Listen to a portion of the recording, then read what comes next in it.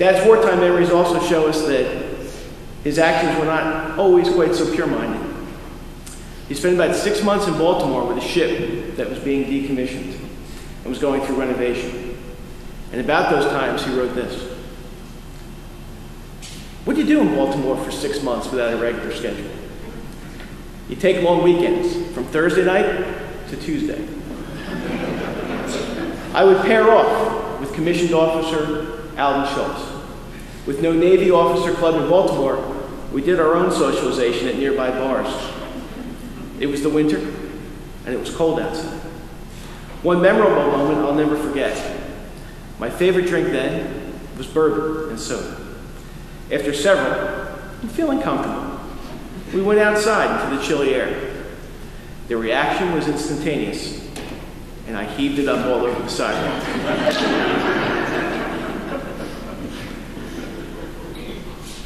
Showing his self-deprecating side, Dad wrote about the end of his Navy career, where he was the commanding officer for 2 weeks, when the ship was in the yard and it didn't have any electricity at all. He writes that the prior commanding officer had spent his 1 week in charge in the officers' quarters on a typewriter, saying that he was sending letters to his old girlfriend. Dad wrote that that CEO had spent way too much time writing to this girl. So long, by the way, that there are chickens that were in the freezer that were there from when the ship sailed, and they smelled awful. My single command as the commanding officer was getting a working party to offload those rotten chickens, which they offloaded into little bags on the pier. You don't forget the smell of rotten chickens. And then, in the side notes of the letter, he writes 2 words, which we can only assume now were directed to that prior CEO's girlfriend. Good luck. Dad often wrote of politics and of his concerns for human rights and social justice. He wrote to Congressman Chris Smith, calling him one of his heroes because of his work on human rights. And in one letter he wrote, I enclose a check for $25 as a gift to Chris Smith. I know he is actively involved in human rights.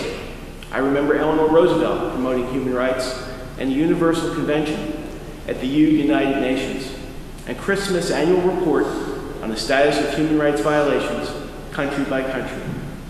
We have such a long way to go. In a letter to Russell Baker of the New York Times, he wrote that our country should, quote, take care for the homeless, uneducated, the indigent, and those in need of a modicum of health. And he was skeptical of the war on drugs, writing to the Times that instead of putting people in jail, we should spend a little for rehab centers for addicts and treat them. Dad certainly went through a political transformation in his life, and he explained his reason for switching political parties as follows. Before, while Clinton was running, I switched to Democratic, because I thought fat cat Democrats lie less than fat catted Republicans.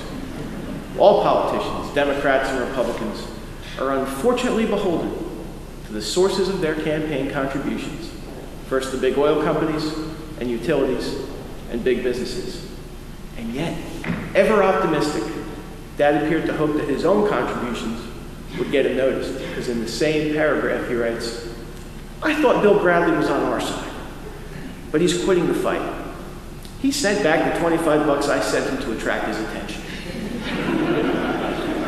I haven't heard about the $25 I sent to the other fellow, Lautenberg. But Dad's most elaborate words were saved for his family. He wrote extensively about his family history and how he felt about his parents, his brothers, his sisters, his children, and his extended family, in letters and personal narratives that are too long for me to mention here.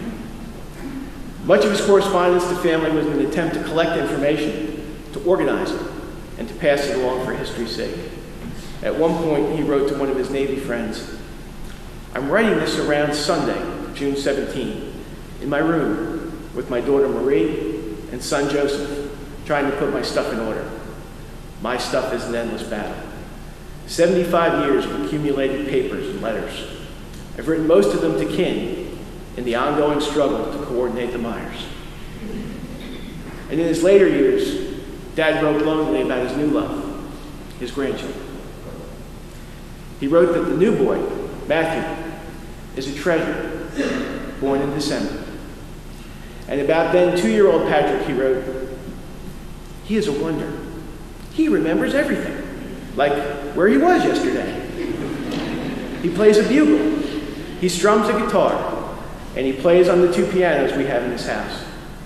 He gets free rein on his choices of amusement, which I hope was a compliment on the way we raised him. Over the last decade, Dad's ability to communicate and write diminished. Up until the last weeks of his life, there was little he could say that his grandchildren could understand. But they didn't need him to say it, because he lit up every time they walked in the room, they played their music, they helped him with his medicine. Whatever they did for him was a source of pure enjoyment. And there's little he needed to say to his 4 children, who he described in the writing as a great team. He knew his physical abilities were diminished, but you can hear in his writing his eternal optimism and his love for life shining through.